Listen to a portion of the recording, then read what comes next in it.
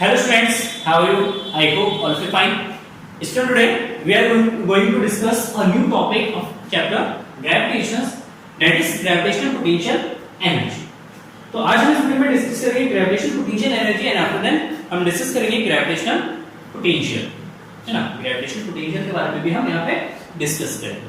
देखिए gravitational potential energy पहले भी हम डिस्कस कर चुके हैं वर्क एनर्जी एंड पावर में चैप्टर नंबर 6 में, एंड पोटेंशियल एनर्जी वहां पे हमने कैलकुलेट किया था दैट इज mgh। लेकिन वहां पे जो हमने कैलकुलेट किया था चैप्टर नंबर 6 में जो पोटेंशियल एनर्जी निकाला था वो केवल अर्थ के लिए निकाला था। अब यहाँ पे जो हम पोटेंशियल एनर्जी कैलकुलेट करने जा रहे हैं ग्रेविटेशनल पोटेंशियल एनर्जी, ये फॉर्मूले जो है आपके हर एक प्लैनेट्स में, हर एक स्टार्स में वो वैलिड होगा, हर एक मैसिव ऑब्जेक्ट के लिए ये वैलिड होगा, ठीक है। सो now what is the gravitational potential energy? तो सिंपल सी बात यहाँ पे समझ लेते हैं कि ग्रेविटेशनल पोटेंशियल एनर्जी, यहाँ पे हमने पोटेंशियल का कांसेप्ट इंट्रोड्यूस किया है। किसका कांसेप्ट इंट्रोड्यूस किया है? पोटेंशियल का, है ना। अगर पोटेंशियल का कांसेप्ट अगर हम यहाँ पे इंट्रोड्यूस कर रहे हैं तो मैंने आपको पोटेंशियल एनर्जी के वीडियोस में एक चीज बताया था कि पोटेंशियल एनर्जी या पोटेंशियल का कांसेप्ट तभी हम इंट्रोड्यूस करते हैं जब हमारा फोर्स जो है कंजर्वेटिव होता है। फोर्स कैसा होता है? कंजर्वेटिव फोर्स होता है। तो कंजर्वेटिव फोर्स के कारण ही हम पोटेंशियल का कांसेप्ट इंट्रोड्यूस करते हैं, पोटेंशियल का कांसेप्ट यहाँ पे स्टडी करते हैं। तो सिंपली अगर हम कंजर्वेटिव फोर्स की बात करें तो gravitational force, and gravitational force is a conservative force. तो इसीलिए हम ग्रेविटेशन में क्या करते हैं? पोटेंशियल का कांसेप्ट पढ़ते हैं, उसको स्टडी करते हैं। ओके, क्लियर है? So potential energy, what is a potential energy and how can we define it? What is the definition of gravitational potential energy? It's a very simple definition. So now let's see, the gravitational potential energy of a body is the energy associated with it due to its position in the gravitational field of another body, and it is measured by the amount of work done in the bring a body from infinity to a given point in the gravitational field of other body। तो basically देखिए simple सी बात है कि gravitational potential energy को किस तरीके से define करेंगे। तो लेट अस सपोज कि हमारे पास एक मैसिव ऑब्जेक्ट है, यहाँ पे ये एक मैसिव ऑब्जेक्ट है, लेट अस सपोज इसका मास m है ना। तो इसके नियर अबाउट ये मास क्या करेगा? अपने नियर अबाउट एक ग्रेविटेशनल फील्ड क्रिएट करेगा। जब ये अपने near about gravitational field create करेगा और उसी फील्ड के अंदर अगर हम इंफिनिटी से, कहां से, इनफाइनाइट कोई पॉइंट है और यहां से एक मास को ले आते हैं इसके ग्रेविटेशन फील्ड के अंदर किसी पॉइंट P पे, लेट अस सपोज यहां से इसको उठा के हम इसको अलग अलग पाथ से होता हुआ इस पॉइंट P पे ले आते हैं, इस पाथ से, है ना। जब इंफिनिटी से इस पॉइंट को, सॉरी इस मास को इस पॉइंट P तक लाएंगे तो लाने के लिए हमें जितना वर्क करना पड़ेगा, total amount of work is equal to potential energy. Potential energy हो जाए। तो सिंपली एक फील्ड, एक आपका मास है, इस मास के अराउंड ग्रेविटेशनल फील्ड बनेगा। जब इसके अराउंड ग्रेविटेशनल फील्ड बनेगा तो पोटेंशियल एनर्जी उस ग्रेविटेशनल फील्ड के किसी पॉइंट की प्रॉपर्टी है। हम इसको इस तरीके से कंसीडर करते हैं कि ग्रेविटेशनल फील्ड के अंदर कोई पॉइंट है, उस पॉइंट की प्रॉपर्टी है, उस ग्रेविटेशनल फील्ड की प्रॉपर्टी है पोटेंशियल एनर्जी। तो उसको हमने डिफाइन कैसे किया है? डिफाइन अगेन मैं रिपीट करता हूं यहां पे कि इंफिनिटी से किसी एक मास को, इंफिनिटी से किसी एक अनदर मास को इसके ग्रेविटेशनल फील्ड तक लाने में जितना हमें वर्क करना पड़ेगा, that amount of work done is equal to potential energy. Again definition हम देखेंगे यहां पे। तो gravitational potential energy of a body is the energy associated with due to its position, किसी कारण, इसकी पोजीशन के कारण, मतलब यहां पे इस ग्रेविटेशनल फील्ड के अंदर जो पॉइंट है या जो ऑब्जेक्ट है आपका अनदर ऑब्जेक्ट, वो किस लोकेशन पर है, इसकी पोजीशन पे डिपेंड करेगा वो किस पोजीशन पे। तो अलग अलग पोजीशन पे होंगे तो अलग अलग आपके पास पोटेंशियल एनर्जी होगा। तो ये पोजीशंस को डिफाइन करना है। And now positions in the gravitational field of another body, and now it is measured by, इसको मेजर किया जाता है amount of work done in bring a body from infinity to a given point in the gravitational field of other body.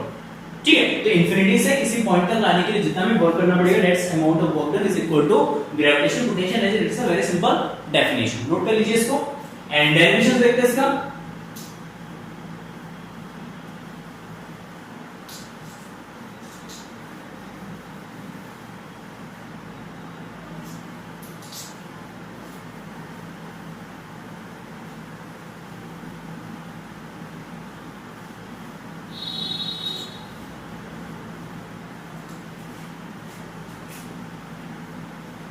देखिए simple, let us assume कर लेते हैं कहीं पे भी किसी लोकेशन पे एक मास, एक ऑब्जेक्ट रखते हैं जिसका मास m है। लेट अस अज्यूम कि यहां पे एक मास है, ऑब्जेक्ट है जिसका मास कितना है m, okay. And let us suppose इसके सेंटर से r डिस्टेंस पर, इसके सेंटर से, ये इसका सेंटर हो गया, इसके सेंटर से r डिस्टेंस पर एक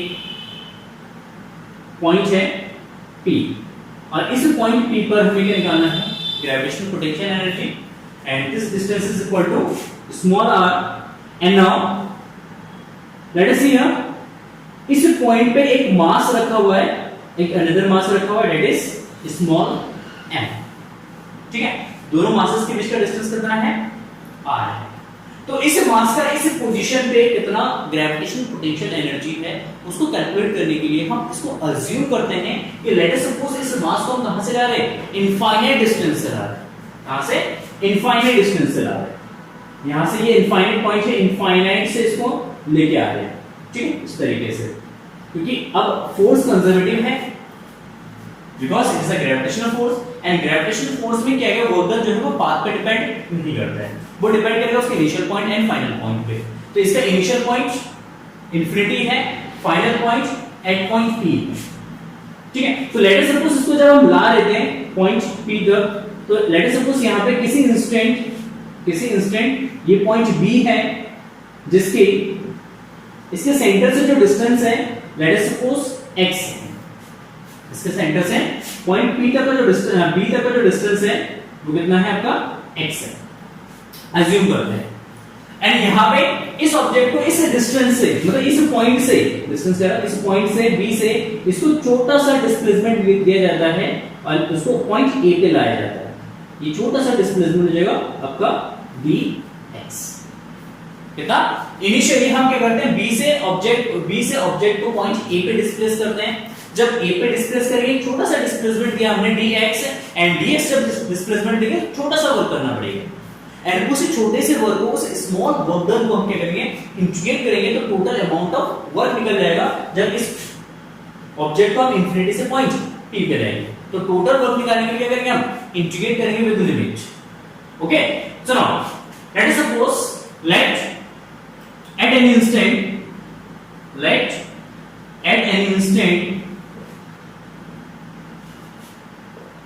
the object are laying at point B, then the force of attraction,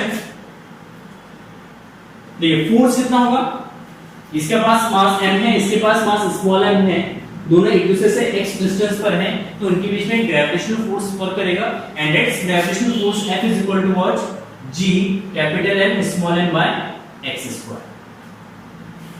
Why this force body displaced at a certain small distance, why this force the body displaced dx distance, then the work done to move the body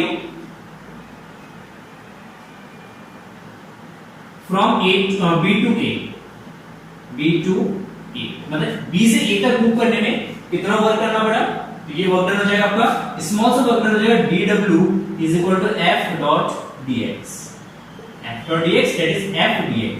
तो F dx किस तरीके की force के direction में आपका displacement है, force भी downward direction में है, डिस्प्लेसमेंट भी डाउनवर्ड डायरेक्शन में है, तो इसलिए ये F dx हो जाएगा, okay.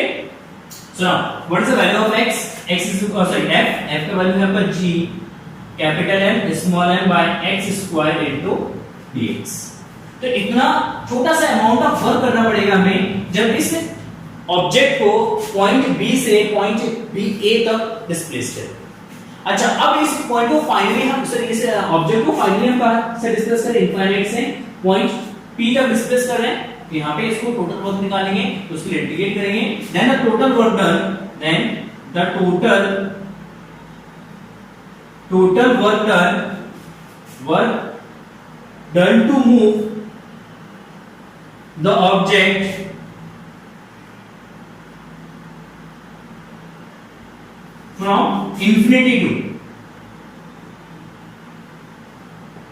from infinity that is x is equal to infinity to point P, and point P की लोकेशन है x is equal to r।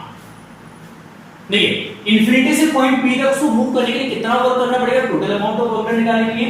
देखिए लिमिट यहाँ पे इंट्रोड्यूस करेंगे, x is equal to infinity and x is equal to r, ठीक है ना। कहां से डिस्प्लेस करें, इनफाइनाइट डिस्टेंस है, तो इनफाइनाइट पे अगर होगा तो x का वैल्यू इंफिनिटी होगा, जब ये पॉइंट P पे आ जाएगा तो x का वैल्यू इसके इक्वल हो जाएगा r के इक्वल हो जाएगा, यहां से x इक्वल टू r तक इसको हम क्या करेंगे, इंटीग्रेट करेंगे। So now we get here w is equal to integration of dw, and integration of dw is what, g m by x square of dx, और यहां पे लिमिट इंट्रोड्यूस करेंगे इनफाइनाइट टू r, ठीक है। यहाँ पे GMM small m है, तो यहाँ पे GMM कांस्टेंट है आपका, तो G capital M small m constant है। आपको बच्चे इंटीग्रेशन दिए, x स्क्वायर को ऊपर ले जाएंगे तो x की पावर जो आपका -2 of dx infinity to r, और n इसको इंटीग्रेट करेंगे तो G capital M small m, इसका इंटीग्रेशन है x की power -2 + 1 divided by -2 + 1 r to infinity formula use किया, x की power n of dx is equal to x की power n + 1 divided by n + 1, ठीक है। पावर में 1 ऐड हो जाएगा, नीचे पावर से डिवाइड हो जाएगा, ठीक है। -2 + 1 माइनस का 1 बचेगा, इस माइनस को बाहर ले लेते हैं यहाँ पे इसके साथ, तो -GMM, और यहाँ पे बचेगा x की पावर -1, x की पावर -1 इसको लिखेंगे 1/x, तो इसको लिखेंगे 1/x r to infinity.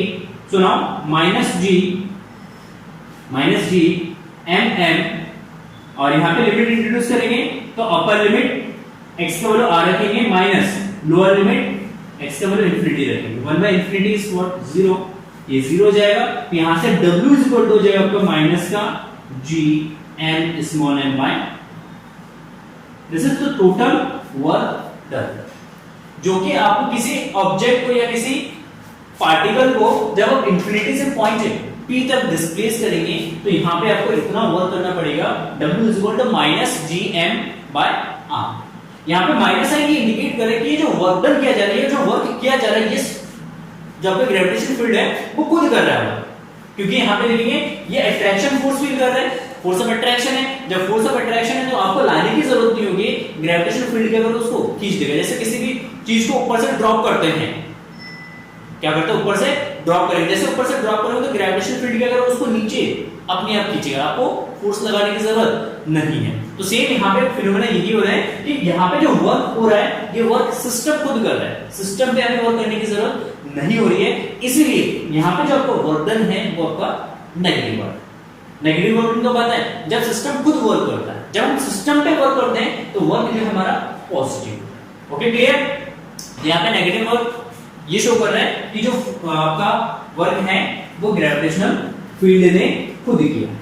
Okay सुनो, अब ये तो क्या work, and according to the definition of gravitational potential energy, अगर इसके डेफिनेशंस को रिकॉल करें तो अमाउंट ऑफ वर्क डन, जितना total amount of work done हो रहा है इंफिनिटी से पॉइंट P तक किसी भी पार्टिकल को डिस्प्लेस करने में, that's amount of work done is called gravitational potential energy.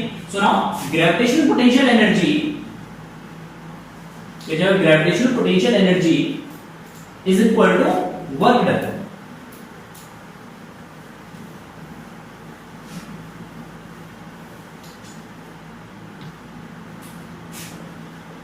So now gravitational potential energy U, इसको रिप्रेजेंट करते हैं U से, U is equal to what, W। तो U is equal to W is equal to minus GM by, ये हमारा gravitational potential energy का formula हो गया। क्लियर? अच्छा, लेट अस अज्यूम करते हैं, अगर हम अर्थ के लिए बात करते हैं, इसके लिए अर्थ के लिए बात करते हैं,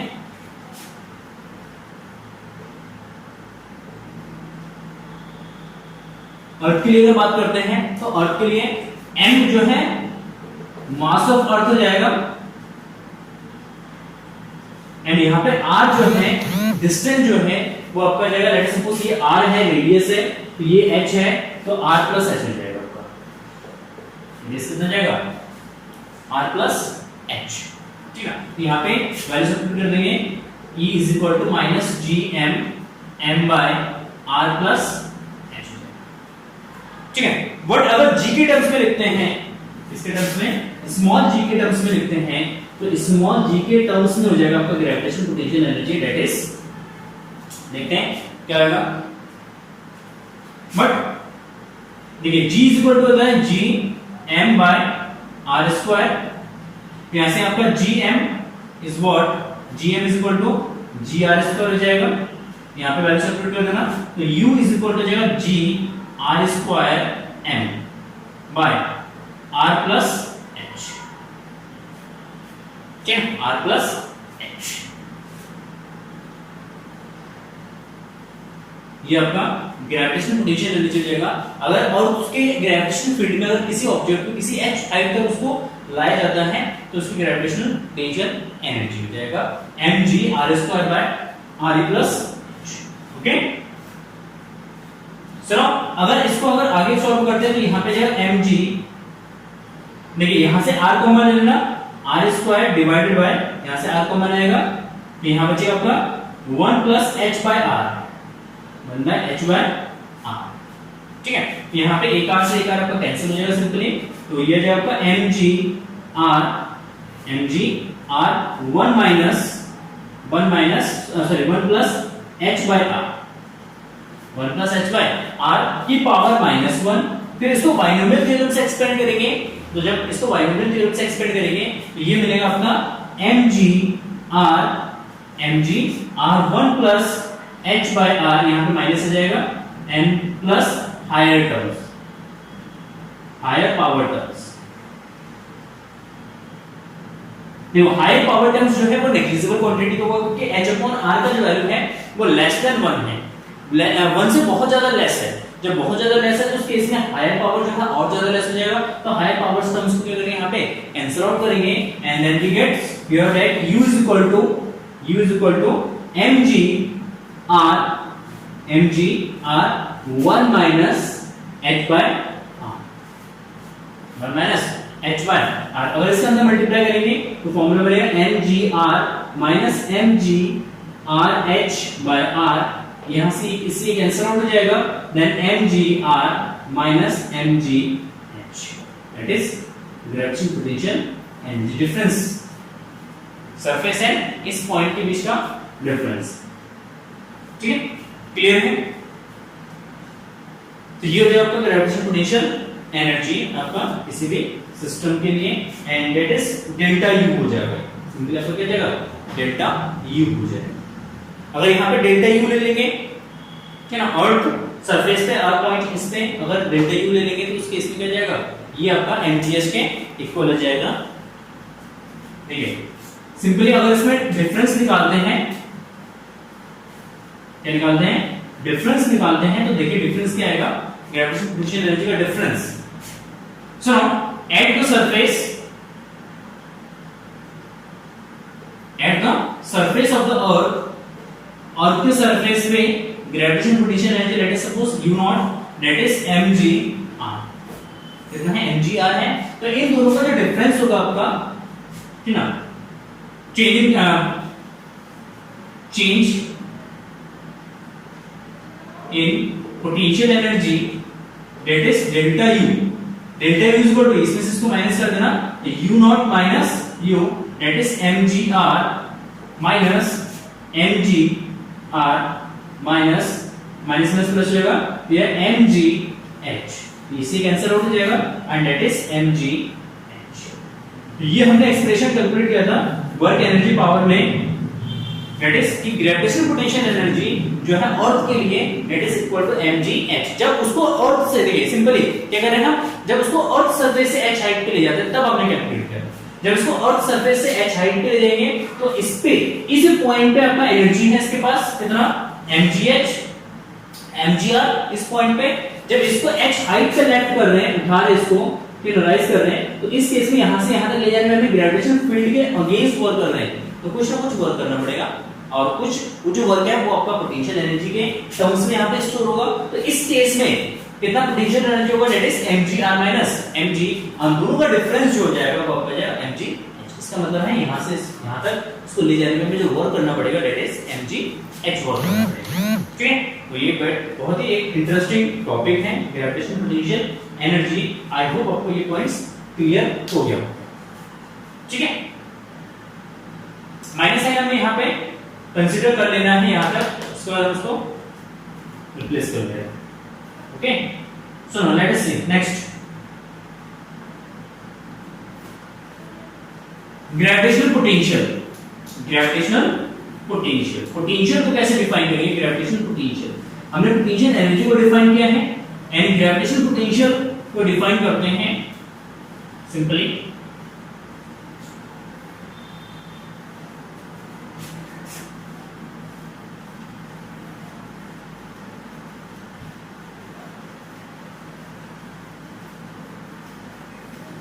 इस डायग्राम को छोड़ देते हैं इसको ऐसे ही अभी। देखिए ग्रेविटेशनल पोटेंशियल, ग्रेविटेशनल पोटेंशियल भी आपका एक प्रॉपर्टी है ग्रेविटेशनल फील्ड का। जो ग्रेविटेशनल फील्ड है या ग्रेविटेशनल फील्ड इंटेंसिटी हमने डिस्कस किया था कल, तो ग्रेविटेशनल फील्ड इंटेंसिटी की ही एक प्रॉपर्टी है आपका ग्रेविटेशनल पोटेंशियल। चलिए ये उसकी कैरेक्टरिस्टिक्स बताता है। जैसे अगर ग्रेविटेशनल फील्ड की अगर स्टडी करना है तो ग्रेविटेशनल फील्ड की स्टडी हम टू वे में करते हैं। एक आपका सिंपली वेक्टर फॉर्म में करते हैं, अगर वेक्टर फॉर्म में करते हैं तो उस केस में ग्रेविटेशनल फील्ड का कांसेप्ट यूज करते हैं। अगर उसको स्केलर फॉर्म में करना है, स्केलर फॉर्म में इसको स्टडी करते हैं, तो उस केस में हम ग्रेविटेशनल पोटेंशियल का कांसेप्ट यूज करते हैं। तो what is gravitational potential? Gravitational potential का मींस क्या है? तो यहां पे ग्रेविटेशनल पोटेंशियल को सिंपली हमने डिफाइन किया है कि एज अ अगर 1 यूनिट ऑफ चार्ज को, सॉरी 1 यूनिट ऑफ मास को, 1 यूनिट ऑफ मास को जब इंफिनिटी से पॉइंट P तक लाया जाता है, सिंपली यहां पे देखना कि एक यूनिट चार्ज को यूनिट मास को, चार्ज निकल जा रहा है क्योंकि हम इलेक्ट्रोस्टैटिक्स में भी पढ़ते हैं इसको। देखिए सिंपली यहां पे 1 kg मास को, यूनिट मास को इंफिनिटी से पॉइंट P तक लाने के लिए जितना हमें वर्क करना पड़ता है, that's amount of work is equal to gravitational potential. Simply देखिए ग्रेविटेशनल पोटेंशियल एनर्जी में हमने क्या करा कि एक पूरे के पूरे मास को उठा के लाए, कहां पे? पॉइंट P पे। तो उस पूरे मास को उठा के लाने के लिए जितना हमने वर्क किया है, that's amount of work is equal to gravitational potential energy. But अगर पोटेंशियल का कांसेप्ट यूज करते हैं, केवल पोटेंशियल का कांसेप्ट इंट्रोड्यूस करते हैं, तो उसको हमने डिफाइन किया है इस तरीके से कि अगर एक यूनिट मास को इंफिनिटी से पॉइंट P तक लाने के लिए हमें जितना अमाउंट ऑफ वर्क करना पड़ेगा, that's amount of work is equal to gravitational potential, and gravitational potential is a characteristics of gravitational field. gravitational field का characteristics है जी ना, तो इसको डिफाइन करेंगे। the gravitational potential defined as gravitational potential defined as the amount of work done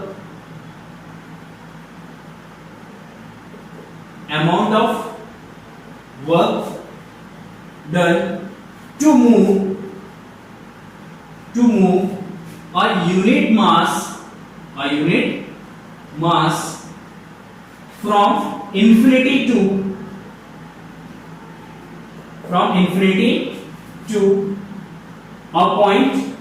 infinity to a point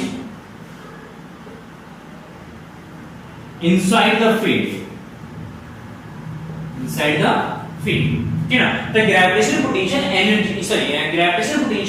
defined as the amount of work done to move a unit mass from infinity to a point inside the field, ठीक है ना। मतलब किसी field के, जो हम gravitational field की बात करें, तो ग्रेविटेशनल फील्ड के अंदर किसी पॉइंट तक लाने के लिए हमें जितना वर्क करना पड़ेगा, that's amount of work is equal to gravitational potential energy. Gravitational potential energy, okay, sorry potential energy का पोटेंशियल, ग्रेविटेशनल पोटेंशियल हम उसको कहते हैं। तो लेट अस अज्यूम कि अगर एक m मास कि ऑब्जेक्ट को इंफिनिटी से पॉइंट पी तक लाने के लिए W वर्क करना पड़ता है, then potential energy let mass is equal to m and work जो है W करना पड़ता है, then potential is equal to W by m joule per kg, unit हो जाएगा इसका जूल पर केजी। ठीक है, सिंपली पोटेंशियल मतलब m मास को उठा के ला रहे कहां से इंफिनिटी से पॉइंट p तक, हमने W वर्क किया है तो W by m and W by m is equal to potential and unit is joule per kg। It's a scalar quantity. कैसा क्वांटिटी है? स्केलर क्वांटिटी है, इसका कोई डायरेक्शन नहीं होता है। ठीक है, क्वांटिटी है, ये लिख लीजिएगा। एंड वी नो दैट, अभी कैलकुलेट किया था, वी नो दैट अगर इंफिनिटी से किसी भी चार्ज को अगर पॉइंट p तक, सॉरी इंफिनिटी से किसी मास को अगर पॉइंट p तक लाते हैं, वहां पे लाएंगे पॉइंट p तक लाएंगे तो हमें कितना वर्क करना पड़ेगा वो हमें पता है। कितना होगा वर्क? अभी कैलकुलेट किया था, W is equal to minus G M M by R, minus का mm g बाय r। ठीक है, work done, we know that work W is equal to what? g m small m by r, minus का g small m by r।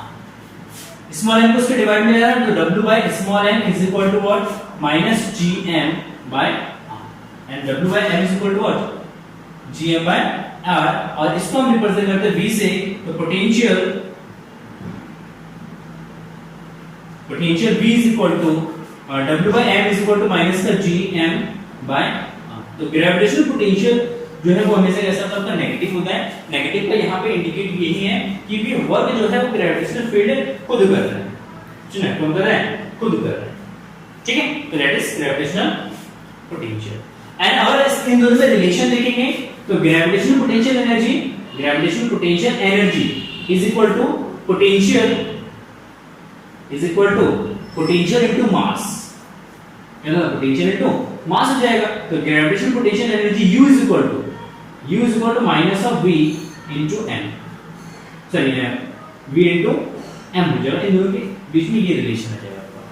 ठीक है, and we write here U is equal to, अगर V का value यहां से लेंगे तो minus का g m small m by, और ये हम कैलकुलेट कर चुके हैं। तो this is the gravitational potential energy. बहुत ही सिंपल सा कांसेप्ट है कि यूनिट मास को इंफिनिटी से पॉइंट p तक लाने के लिए हमें जितना अमाउंट ऑफ वर्क करना पड़ेगा, that's amount of work is equal to gravitational potential energy. बस आपको याद रखना है यूनिट मास को लाना है। पोटेंशियल के कांसेप्ट में यूनिट मास को उठा के लाना है, एंड एनर्जी के कांसेप्ट में पूरा एक मास को उठा के लेना है। ठीक, वो कितने भी केजी का हो सकता है, उससे कोई फर्क नहीं पड़ेगा। जितना ज्यादा हैवी मास होगा उतना ज्यादा वर्क करना पड़ेगा, एनर्जी उतनी ज्यादा होगी। जितना कम मास वाला ऑब्जेक्ट होगा कम वर्क करना पड़ेगा, अगर कम वर्क कर रहे तो इट एनर्जी आपका कम होगा। बट जो आपका पोटेंशियल है, पोटेंशियल आपका हमेशा कांस्टेंट होगा, वो डिपेंड नहीं करेगा कि कितने मास को आप उठा के ला। ठीक, okay, clear? So I hope सारे पॉइंट्स क्लियर हो गए होंगे। एंड अगर फिर भी कोई डाउट है तो कमेंट सेक्शन में आप पूछ सकते हैं, एंड वीडियोस को लाइक कर देना, एंड वीडियोस को अपने दोस्तों के साथ शेयर जरूर करिएगा। एंड चलिए फिर मिलते हैं नेक्स्ट वीडियो में, एंड तब तक के लिए thanks for watching this video. Have a nice day, bye bye.